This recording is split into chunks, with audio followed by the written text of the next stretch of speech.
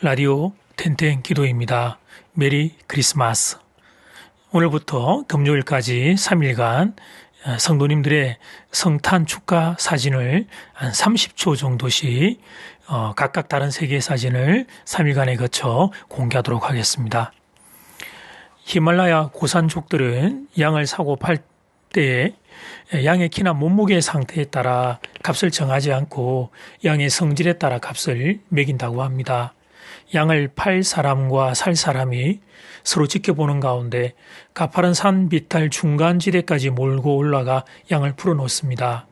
그러고는 양이 풀을 뜯어 먹는 모습을 지켜본 뒤에 값을 흥정합니다. 양이 산 비탈 위쪽으로 올라가면서 풀을 뜯어 먹으면 키가 작고 말랐더라도 값이 비싸집니다. 반면 산비탈 아래쪽으로 내려가면서 풀을 뜯어 먹으면 양이 아무리 몸집이 크고 살이 쪘더라도 값이 떨어집니다. 이는 산비탈 위로 올라가는 양은 지금 당장은 힘들고 어렵더라도 풀을 뜯어 먹을 수 있는 넓은 산허리는 미래가 보장되어 있다고 판단하기 때문입니다. 반면에 산비탈 아래로 내려가는 양은 현재는 힘이 안 들고 수월할 수 있지만 산 아래 협곡에 이르러서는 굶어 죽을 수밖에 없는 미래가 있는 쪽을 선택한다고 생각하기 때문입니다. 이렇게 양이 산비탈 위로 올라간다는 것은 삶의 악조건을 받아들인다는 의미고, 산비탈 아래로 내려간다는 것은 좋은 조건만을 찾다가 오히려 어려움을 자초한다는 것을 의미합니다. 우리의 삶도 마찬가지입니다. 부모님 세상 떠나셨다 해서 학생이 학교를 그만둘 수 없습니다. 아내가 세상을 떠났다고 해서 남편이 직장을 그만둘 수 없습니다. 물론 그 고통과 그 아픔이 얼마나 큰지는 잘 압니다. 그냥 말로, 그냥 글로 쉽게 할 수 있는 이야기가 아니다 하는 것을 잘 압니다. 그러나 사랑하는 교우 여러분, 버텨내어야 합니다. 견뎌내어야 합니다. 100% 최상의 모습이 아니어도 괜찮습니다. 초라하고 부족한 모습이어도 버텨내어야 합니다. 인생은 어떤 경우에도 결국 살아내어야 하는 것이기 때문입니다.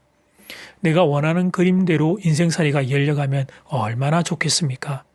그렇게 된다면 그것보다 더 좋은 일은 없습니다. 그러나 혹시 내가 원하지 않는 쪽으로 인생이 흘러가더라도 그래도 살아야 합니다.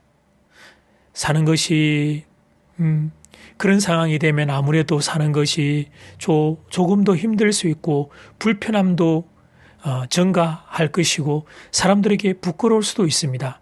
그러나 그럼에도 살아야 합니다. 사는 것만큼 귀한 것은 없기 때문입니다. 오늘 날마다 죽기로 큐티 본문은 에스겔 21장 24절에서 32절 말씀입니다. 에스겔 21장 24절에서 32절 말씀. 하나님이 에스겔 선지자에게 한 번 더 행동 예언을 하라고 말씀하십니다. 내용은 이러합니다. 바벨론에서 가나안을 향해 가다가 어느 한 곳에서 길이 두 갈래로 갈리도록 하고 거기에 이정표를 세우라고 하십니다. 이정표에는 한 길은 예루살렘 쪽으로, 다른 한 길은 암몬의 라파 쪽으로 가는 길이라 표시되어 있습니다. 이 삼거리에서 바벨론 왕이 점을 칩니다. 어느 쪽으로 갈 것인가를 결정하기 위해서입니다. 본문은 당시 바벨론 사람들이 자주 사용했던 세 종류의 점수를 언급합니다. 21절에 그 사실이 기록되어 있습니다. 첫째는 화살을 흔드는 점술입니다. 둘째는 드라빔 우상에게 묻는 점성술입니다. 셋째는 짐승을 잡아 간의 모습을 관찰하는 점괘입니다. 세 가지 점성술의 결과 모두 예루살렘 쪽으로 갈 것을 지시합니다. 하나님이 바벨론 왕이 이해하고 납득할 수 있는 방법을 사용해 자기 백성에게 심판이 임하도록 상황을 그렇게 연출하신 겁니다. 결국 예루살렘은 비참한 종말을 맞이하게 됩니다. 원래 이런 점괘는 아무런 의미가 없는 미신에 불과합니다. 여러분 말씀을 오해하시면 안 됩니다. 이 점괘는 하나님이 싫어하시는 미신입니다. 그런데 하나님은 왜 이런 말씀을 기록하셨냐면 이방인들의 이런 어리석음을 통해서도 하나님의 계획을 이루어 가시고 때로는 사람들에게도 알려주신다는 사실을 이렇게 보여주기 위해 오늘 이 말씀을 기록한 것이죠. 사랑하는 교회 여러분, 하나님이 왜 이런 방법까지 사용하는 것일까요? 아니, 왜 이런 행동, 예언까지 이스라엘 백성들에게 보여주는 것일까요? 그렇습니다. 에스겔 선지자의 말을 안 듣기 때문이었습니다. 에스겔 선지자를 통해 선포된 하나님의 심판의 메시지를 귓등에도 안 들었기 때문입니다. 그래서 이렇게 구체적이고 실제적인 행동 예언을 동원하면서까지 이스라엘 백성들에게 경고하시는 것입니다. 사람의 교만과 고집은 상상을 초월합니다. 물론 개인차가 있겠지만 인간의 고집은 세계 최강입니다. 포항제철에서 재련한 강철보다 우리의 고집이 더 강한 법입니다. 한번 마음을 먹으면 그러면 누가 뭐라고 해도 고집을 꺾지 않습니다. 그 판단이 옳고 그르냐 그런 것은 하나도 중요하지 않습니다. 내가 선택했기 때문에 설사 그 판단이 틀려도 끝까지 고집을 꺾지 않습니다. 지금 한국 땅에서 우리가 보고 있는 많은 아픔이 다 바로 그런 이유에 연유하고 있는 것입니다. 어쩌면 하나님이 지금 우리에게도 행동 예언을 하고 계시는지 모를 일입니다. 당시 에스겔 선지자를 통해 행동 예언을 하셨던 하나님이 지금 우리들에게도 그런 일을 하고 계실지 모를 일입니다. 그런데 하나님의 행동 예언이 눈에 잘 안 보이십니까? 예, 그럴 수 있습니다. 예언이란 분별하기가 어렵고 또 참 조심스러운 것이기 때문입니다. 그러나 분명한 하나님의 예언이 있습니다. 누구도 부인할 수 없는 분명한 하나님의 예언이 있습니다. 그것이 바로 성경 말씀입니다. 그러므로 살고자 하는 이들은 성경 말씀의 가치관으로 돌아가면 됩니다. 정말 살고 싶은 마음이 있는 사람은 성경의 세계관으로 돌아가면 됩니다. 그들이 구약 이스라엘 백성들의 아픈 역사를 제대로 배워서 오늘을 살아가는 사람들입니다. 여러분들이 그런 지혜로운 분들 되기를 주의 이름으로 축복합니다. 이제 첫 번째 기도 시간입니다. 받은 말씀과 개인 기도 제목을 가지고 함께 기도하는 시간입니다. 이 시간 다 함께 마음을 모아 주님 앞으로 나아가겠습니다.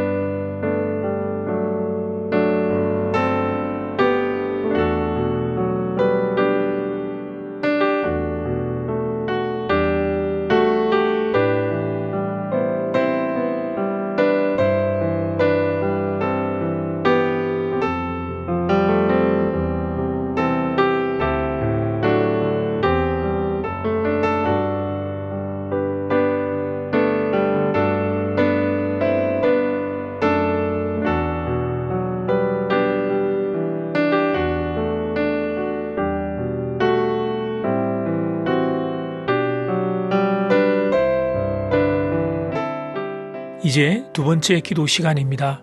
가장 명확하고 안전한 하나님의 예언은 성경 말씀입니다. 말씀의 세계관, 말씀의 가치관이 우리 개인의 기준이 되고 이 나라의 기준이 되는 것, 그게 가장 복된 길입니다.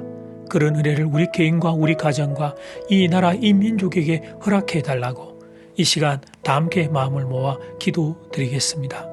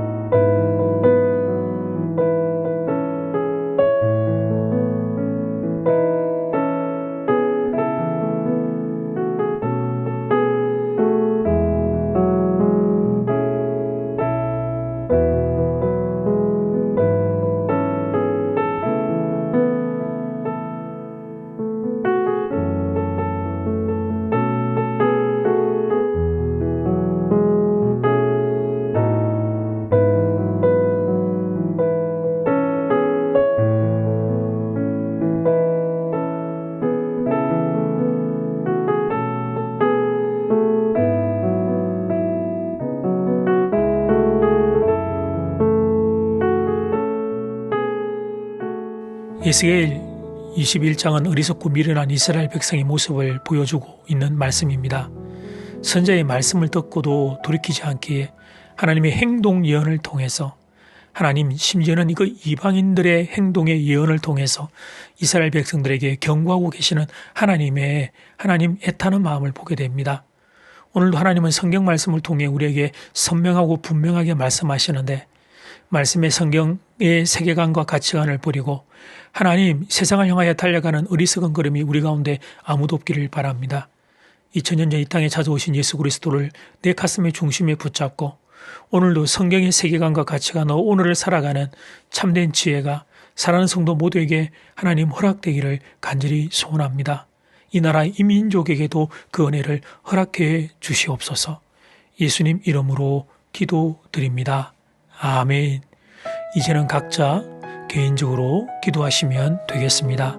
평안한 밤 되십시오.